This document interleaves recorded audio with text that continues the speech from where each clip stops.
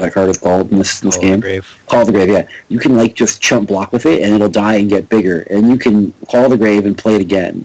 And now it's a 4/4. For 8. For 9. Well, yes, that's true, but it did also block a guy. I mean, obviously it's terrible, but like I'm just saying that like if you have Call to the Grave, this guy's value does go up because the power and toughness do stay.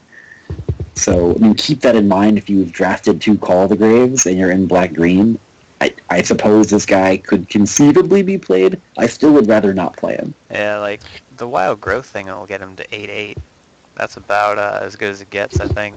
Well, then he'll be a 4/4 at the end of turn, but whatever. Yeah, that's a good point about the permanent thing. Like, we're Magic players, so we're not really used to the permanent thing. And when I see this, I basically just think until end of turn, 'cause that's what it's basically going to boil down to. Until it dies, you mean? Yeah, until it dies. Yeah, that is worth knowing, but I think that's a far edge case. Oh yeah, it's definitely a corner case. And I don't want to draft Call of the Grave anyway. That card sucks. Raised Dead's not good. You'd rather just draft a creature. I'd probably play Raised Dead over this guy, though. Yeah, probably. There's a lot of permanent effects in the set. I think Call of the Grave's not bad, but this guy's permanent effect usually means he's going to be dead. So you need Call of the Grave, and that's not good. Yeah. He also has permanent, this costs more than it should. Yes, Yeah. that's true. He should probably just cost 3, maybe even 2. At 2, he's a rare, too. At 2, he should really cost 2. Yeah, I think 2 would be tempting to play. Let's talk about the next card. It's actually good. Yes. Actually, as Soldier Token saying here, I was actually curious about this. Wild Growth gives him a temporary +4/+4, but when he's dealt damage, he gets attack equal to his attack and toughness equal to its toughness. Oh yeah, he'll Some of his power and toughness is temporary, but it's still currently his power and toughness. He'll get +6/+6. So, yeah, if you're blocking with a Wild Growth, he gets pretty big pretty quick. It's still, you have to like play the stupid guy and then untap and hope nothing happens. Yeah, it's still the same rule of you're making this card useful by playing another card, which is not what you want to do. Yeah. All right. Okay.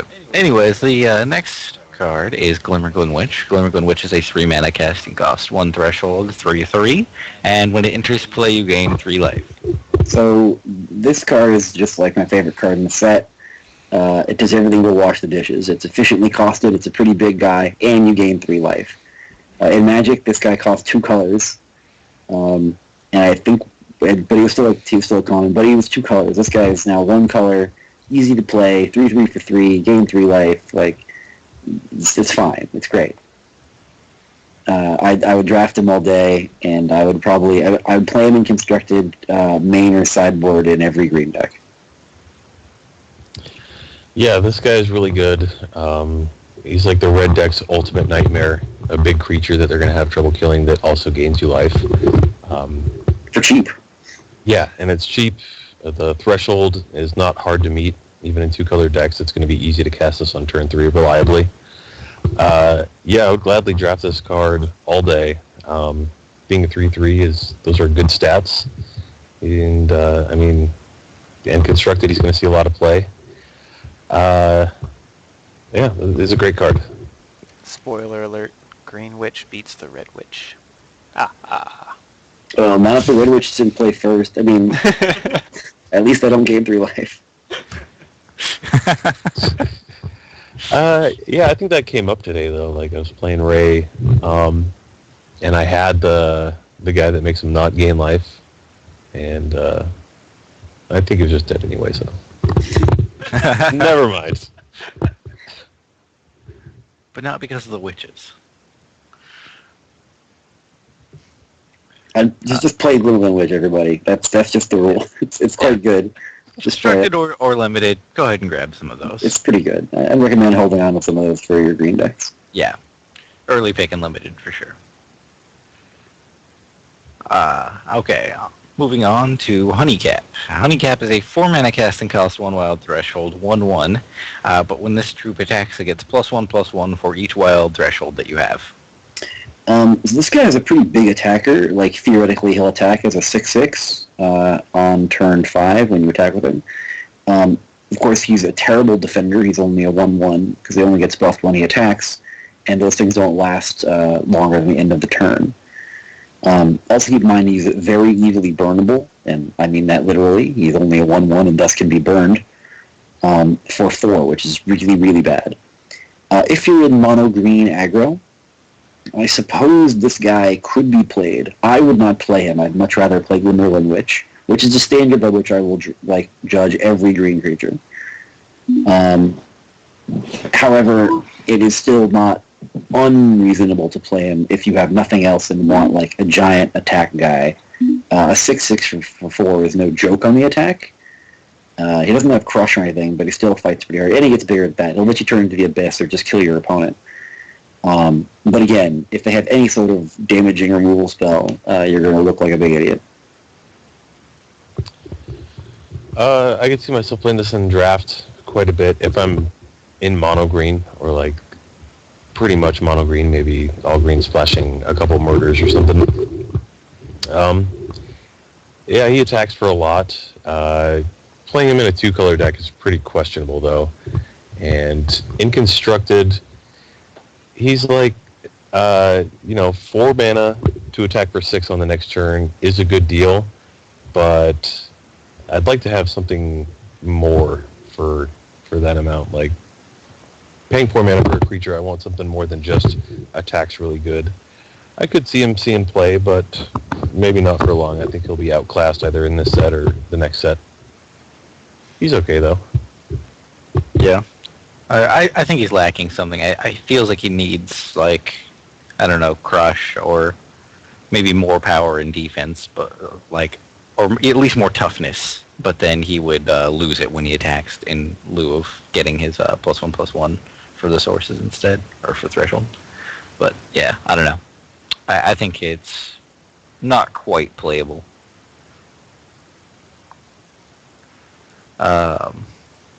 Moving on to Jadim. This is big legendary bomb man. This is a 6 mana casting cost, 2 wild, threshold, 4/4 with flight. And every time you play a non-resource land card, Jadim gets permanent +X/+X, where X is that card's cost. So a green creature with flying is already pretty rare, and this guy is not only a green flyer, but a giant face beater as well. Basically, you play Jadim, and the next turn you're attacking for hopefully 8 or so in the air, which means they're probably going to die. It might even be more than 8 if you have another big something in your hand. He's not super spectacular and constructed. I think that if there are actually better things to play in, maybe not even in green, but in the other color you're playing along with your green. But in limited, he's a huge bomb. Full for flyer is already really good, and he just gets bigger and bigger. Pretty much only dies to a murder or a couple other just sort of kill spells. Yeah, he's pretty spectacular. Obviously, he's a pretty high pick. He's a huge flying dragon, and dragons are always high picks. He's not the bombiest of bombs, but he's certainly a pretty sizable bomb, and I would draft him all day. Yeah, he's very powerful and limited. I foresee pretty much every time you cast this guy, you're going to win if you're not super far behind, or they have a murder, which is going to be the exception, not the norm. In constructed, I think there's hope for this guy. Having flight and being big is a big deal. He's a card that, like I'm saying, that creatures, I want him to do something more than just attack. This guy has evasion, so it's it's more reliable that he's going to get in there. They can't just chump with a worker bot or a Shin'Hair token or something. And he can just get super big. 2 hits will pretty much kill them every time. I like this card. I think it will see constructed play, and in limited, it's just a complete first big bomb. Yeah, this card is pretty rad. If you open up one of these, you're gonna go green. You're at least gonna play half green. This guy's an exciting card to play. I think there's a place for him in Constructed in the Eye of Creation deck, because Eye of Creation lets you play those cards. So if you Eye of Creation for 6 and you got a Jadeem like halfway through, and then you played 3 more cards, even if they were like 1 or 2 drops, this guy is now going to be like an 8/8 player. Yeah, I don't think Jadeem goes in the Eye of Creation deck, though, is the thing about that. Like, Eye of Creation, you should just kill them. You don't want to fuck around with, like, playing some stupid creatures, and especially 1 and 2 drops in your deck. What the hell are you doing with that? No. You want to play any creatures. You just want to kill them. Hey man, 1-drops are Petulant Wildebeest, 6/6 with speed. Get the fuck out of here with that. That's not the Eye of Creation deck. I don't know. Yeah, you're right. And I think you even maybe, I suppose, could play it. Like, you really want creatures to have haste or something. Like, Eye of Creation and all speed is something we can talk about. This guy, I don't know. You're going to want to do an Extinction and Constructed. This is going to happen. Yeah, I don't think he'll be the main thing for Eye of Creation. Like maybe it's like a backup. Maybe they'll emerge some anti-Eye of Creation tech, and they're going to want something else to spend mana on other than Eye of Creation. But I think his main home is going to be in a deck that doesn't combo, just wants to win with creatures, like a green X mid-range or control deck. That's where I see him in Constructed. Okay. Moving on, we're skipping Mammoth Squirrel Titan. That is a token spawned by a champion. Moving on to Master Beast Rider. Master Beast Rider is a 3-mana casting cost, 1 threshold, 2/2, with a socketable major. And when this troop enters play, target troop gets plus attack equal to this troop's attack and plus defense equal to this troop's defense. So, although this guy says socketable major, it actually says when he comes into play, fight target troop. You socket this guy with the green gem that makes it so it's when he comes into play with this thing, he fights somebody. That turns this guy into a really good removal spell that leaves you with a 2/2. So you basically pump yourself, and then you fight somebody, and they're dead because they don't have a 4/4, and then you're left with a 2/2 creature. That's great. That is a perfectly fine card. I would play it and all day long, and I've seen it a lot in Constructed in testing I have done. So he's spectacular. Even you can also do that in Limited, which is just ridiculous. Yeah, this guy is really, really spectacular. If you really don't want to have him fight someone, if you feel like being a bad player, you can also make him deal them 4 or do other cool stuff. But I think really the fighting is the way to go on Master Beast Rider in all formats. Yeah, the fight gem seems like the good spot for this card. I suppose there are other ones like the blue gem, the blue miner, like having it, playing it at instant speed is also kind of appealing, but I'd probably, with a fight, I'd just go with the fight every time, I think. This card is very good.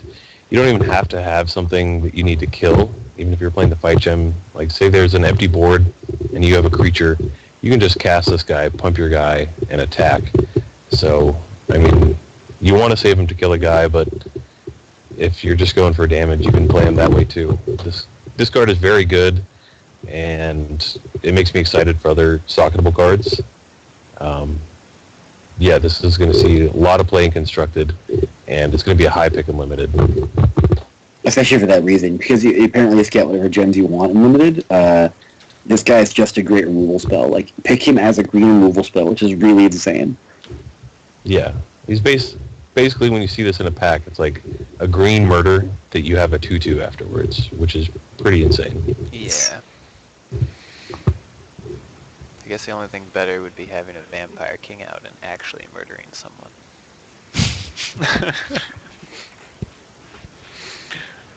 Sounds like a Constructed deck. In fact, I have that Constructed deck. Me too. I don't know. My experience, whenever you play Vampire King, you just put murder in their hand and get to the story. You never get a vampire. Like red, blue, and they magically have it. Like, what? Murder? Better just play this black source and then kill your guy. Yeah. Yeah, it's true. It's true. But yeah, anyways, Master Beast Rider is a really cool card. I think this is a really fun card. This is one of the socketable guys that make me excited to see more socketed cards. Like this guy and Warlock Inquisitor are like the exciting things happening. The only two that are any good.